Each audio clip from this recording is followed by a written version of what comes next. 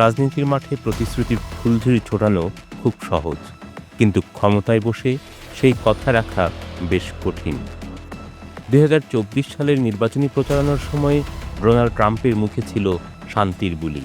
তিনি বারবার প্রতিশ্রুতি দিয়েছিলেন যে আমেরিকা ফরএভার ওয়ার্স বা অনন্ত যুদ্ধের ইতি টানবেন, বিশ্বের নানা প্রান্ত থেকে তাদের সেনাদের ঘরে ফিরিয়ে আনবেন এবং আমেরিকা ফার্স্ট নীতি বাস্তবায়ন করবেন। ক্ষমতায় আসার পরও নিজেকে শান্তির দূত হিসেবে প্রতিষ্ঠার চেষ্টা করেন। দাবি করেন যে ৮ মাসে ৮টি যুদ্ধ বন্ধ করেছেন, এজন্য তাকে নোবেল শান্তি পুরস্কার দেওয়া উচিত। কিন্তু চলুন দেখি বাস্তবতা কি বলে। ইউক্রেনে শান্তি আনা তো দূরের কথা, ট্রাম্প প্রশাসন এর মধ্যেই Iran, Yemen, Iraq, Syria, Somalia, Nigeria এবং অতি সম্প্রতি ভেনেজুয়েলায় বোমা হামলা চালিয়েছে। এখানেই তিনি থেমে থাকেননি, বরং আরও একগাদা দেশের বিরুদ্ধে সামরিক পদক্ষেপ নেওয়ার হুমকি দিয়ে যাচ্ছেন। পরিস্থিতি এখন এমন দাঁড়িয়েছে যে ট্রাম্পের পরবর্তী পদক্ষেপ কী হবে তা অনুমান করাটাই ভয়ঙ্কর জুয়া খেলায় পরিণত হয়েছে। সম্ভাব্য 6টি দেশে বর্তমানে হোয়াইট হাউসের রাডারে টার্গেট হিসেবে খুব স্পষ্টভাবে ধরা দিচ্ছে।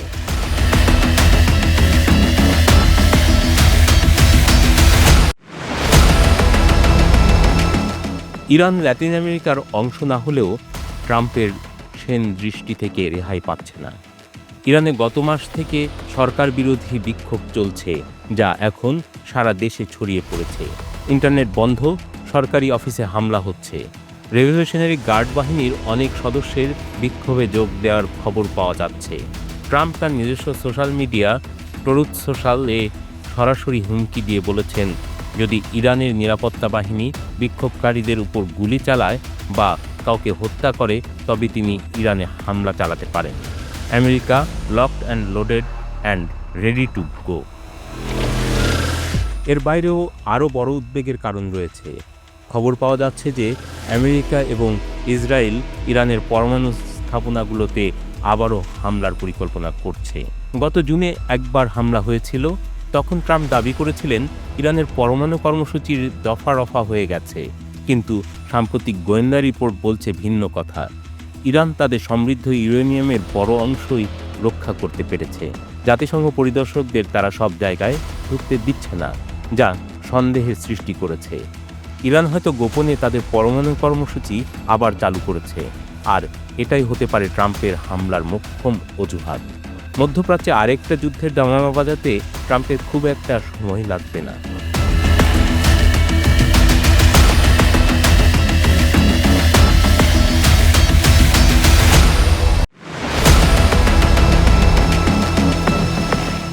ট্রাম্পের সবচেয়ে অদ্ভুত টার্গেট হল গ্রিনল্যান্ড। এটি ডেনমার্কের একটি স্বায়ত্তশাসিত অঞ্চল। ইউরোপের একটি ন্যাটো সদস্য দেশে আমেরিকা হামলা চালাবে, এটা ভাবাই কঠিন।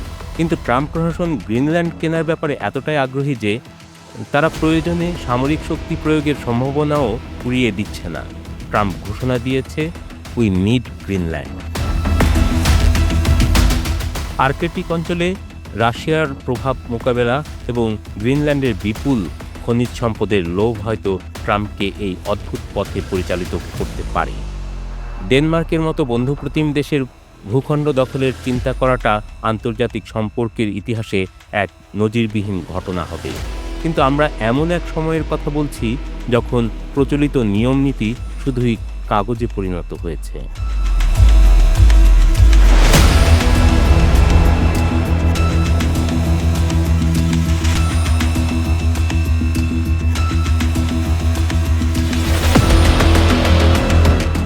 বর্তমানে মিগুয়েল দিয়াজ-ক্যানেল এই দেশটির নেতৃত্ব দিচ্ছেন। 2021 সালে তিনি রাউল কাস্ট্রের স্থলাভিষিক্ত হন। কিউবার সাথে আমেরিকার বৈরিতা নতুন কিছু নয়, কিন্তু বর্তমান প্রেক্ষাপটটি সম্পূর্ণ ভিন্ন। কিউবা দীর্ঘকাল ধরে ভেনেজুয়েলার সবচেয়ে ঘনিষ্ঠ মিত্র হিসেবে পরিচিত। এই বন্ধুত্বের ভিত্তি যতটা না আদর্শিক, তার চেয়ে অনেক বেশি অর্থনৈতিক। 1959 সালে ফিদেল ক্যাস্ট্রো ক্ষমতা দখলের পর থেকে কিউবা একটি কমিউনিস্ট রাষ্ট্র, আর ভেনেজুয়েলা হুগো চ্যাভেজের সময় থেকে সমাজতান্ত্রিক পথে হাঁটছে। আমেরিকা এই দুটি দেশকেই দমনমূলক স্বৈরাচারী রাষ্ট্র হিসেবে বিবেচনা করে এবং বছরের পর বছর ধরে তাদের উপর কঠোর নিষেধাজ্ঞা আরোপ করে রেখেছে। এই দুই দেশের সম্পর্কের মূল সুতোটি ছিল তেল। ভেনেজুয়েলা কিউবাকে প্রচুর পরিমাণে তেল পাঠাতো, যা কিউবার জ্বালানি চাহিদা মেটাতে অপরিহার্য ছিল। বিনিময়ে কিউবা ভেনেজুয়েলায় হাজার হাজার দক্ষ শিক্ষক, ডাক্তার এবং নিরাপত্তা কর্মী পাঠাতো। মাদুরোর সমাজতান্ত্রিক কর্মসূচি টিকিয়ে রাখতে কিউবার এই মানব সম্পদ রপ্তানি ছিল অত্যন্ত গুরুত্বপূর্ণ। কিন্তু ভেনেজুয়েলার প্রেসিডেন্ট মাদুরোর সাম্প্রতিক পতন কিউবাকে এক অস্তিত্ব সংকটের মুখে ঠেলে দিয়েছে। ভেনেজুয়েলায় আমেরিকার অভিযানে কিউবার অন্তত ৩২ জন নিরাপত্তা কর্মী নিহত হয়েছেন, যা কিউবার জন্য বড় ধাক্কা। এটি শুধু প্রাণহানি নয়, এটি কিউবার গোয়েন্দা ব্যবস্থার উপর বড় আঘাত। সবচেয়ে ভয়ের ব্যাপার হলো আমেরিকা এখন মাদুরোর উত্তরসূরির উপর প্রচণ্ড চাপ সৃষ্টি করতে পারে কিউবার সাথে সম্পর্ক ছিন্ন করার জন্য। যদি ভেনেজুয়েলা কিউবায় তেল পাঠানো বন্ধ করে দেয়, তবে কিউবার জ্বালানি সংকট চরমে পৌঁছাবে। কিউবা তার তেলের চাহিদার অন্তত 40% জন্য ভেনেজুয়েলার উপর নির্ভরশীল। এমনিতেই ভেনেজুয়েলার তেল উৎপাদন কমে যাওয়ায় কিউবার অর্থনীতি ভুগছে। গত কয়েক বছর ধরে সেখানে জ্বালানি তেলের তীব্র অভাব এবং নিয়মিত ব্ল্যাকআউট বা বিদ্যুৎ বিভ্রাট জনজীবনকে অতিষ্ঠ করে তুলেছে। এখন যদি ট্রাম্প প্রশাসন ভেনেজুয়েলার নতুন নেতৃত্বকে তেল রপ্তানি পুরোপুরি বন্ধ করতে বাধ্য করে, তবে কিউবার অর্থনীতি আক্ষরিক অর্থেই ধসে পড়বে। এই দুর্বল মুহূর্তটিকেই কাজে লাগাতে চাইছে ট্রাম্প প্রশাসন। আমেরিকার পররাষ্ট্রমন্ত্রী মার্কো রুবিও, যিনি নিজেই কিউবান আমেরিকান বংশোদ্ভূত এবং কিউবার কমিউনিস্ট সরকারের কট্টর সমালোচক, তিনি কিউবায় সরকার পরিবর্তনের পক্ষে দীর্ঘকাল ধরে ওকালতি করছেন। মাদুরোর পতনের পর রুবিও এক সংবাদ সম্মেলনে বলেছেন, আমি যদি আজ হাভানায় থাকতাম এবং সরকারে থাকতাম, তবে আমি নিজের ভবিষ্যৎ নিয়ে খুবই চিন্তিত হতাম। ট্রাম্প নিজেও সাংবাদিকদের বলেছেন, কিউবা নিয়ে আমাদের খুব শিগগিরই কথা বলতে হবে। বিষয়টিকে অনেকে ট্রাম্পের তথাকথিত মনরো ডক্ট্রিন হিসেবে অভিহিত করছেন। জেমস মনরো ডক্ট্রিনের আদলে তৈরি এই অলিখিত নীতি অনুযায়ী ট্রাম্প মনে করেন, ল্যাটিন আমেরিকার যে কোনো সরকার তার অপছন্দ হলে সেখানে হস্তক্ষেপ করার একচ্ছত্র অধিকার আমেরিকার রয়েছে।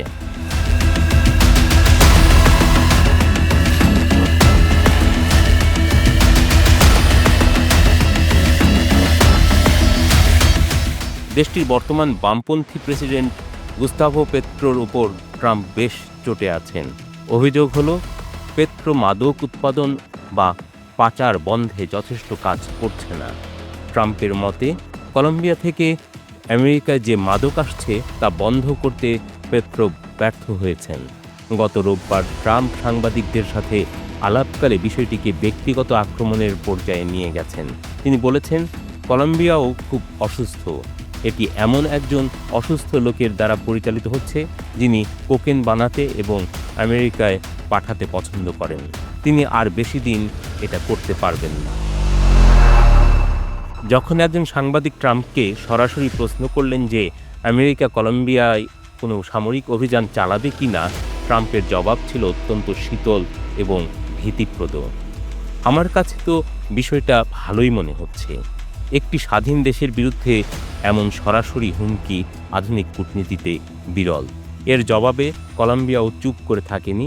দেশটির পররাষ্ট্রমন্ত্রী সতর্ক করে দিয়েছেন, যে কোনো সামরিক আগ্রাসনের উপযুক্ত জবাব দেওয়া হবে।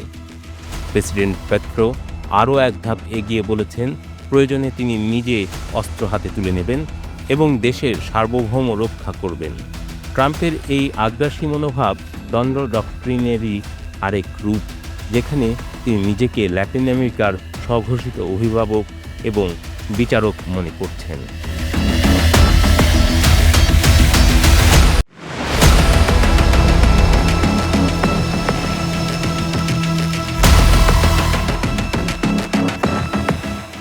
আমেরিকার একেবারে ঘরের কাছে প্রতিবেশী মেক্সিকো।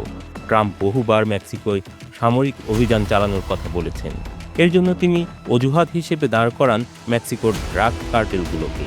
তিনি মনে করেন মেক্সিকোর সরকার এই কার্টেলগুলোকে নিয়ন্ত্রণ করতে ব্যর্থ, তাই আমেরিকার উচিত সরাসরি সেখানে গিয়ে তাদের দমন করা। কিছুদিন আগে মনে হয়েছিল মেক্সিকোর নতুন প্রেসিডেন্ট ক্লাডিয়া শিনবাউমের সাথে ট্রাম্পের সম্পর্ক কিছুটা ভালো হয়েছে।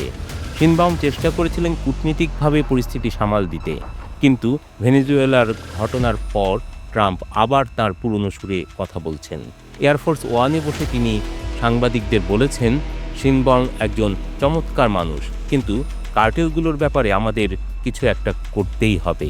মেক্সিকো আমেরিকার সবচেয়ে গুরুত্বপূর্ণ বাণিজ্যিক অংশীদারদের একটি হওয়া সত্ত্বেও ট্রাম্পের এই হুমকি দেশটির জন্য বড় দুশ্চিন্তার কারণ। এখানেও সেই একই যুক্তি কাজ করছে। সার্বভৌমত্বের চেয়ে আমেরিকার তথাকথিত নিরাপত্তা ট্রাম্পের কাছে বেশি গুরুত্বপূর্ণ। মেক্সিকো সীমান্তে দেয়াল তুলে যে সমস্যার সমাধান হয়নি, তা এখন তিনি মিসাইল বা সেনা পাঠিয়ে করতে চাইছেন।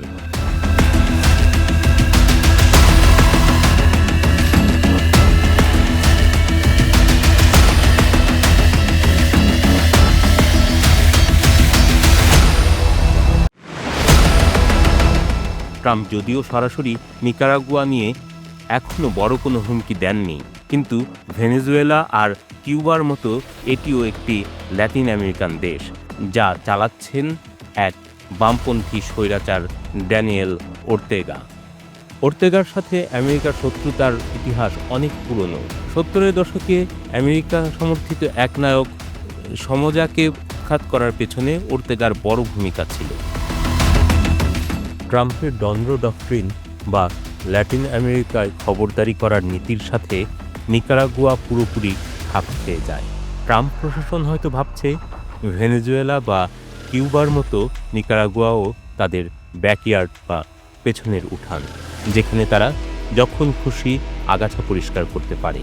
তাই ওর্তেগার সরকার যে কোনো সময় ট্রাম্পের হিট লিস্টে চলে আসতে পারে।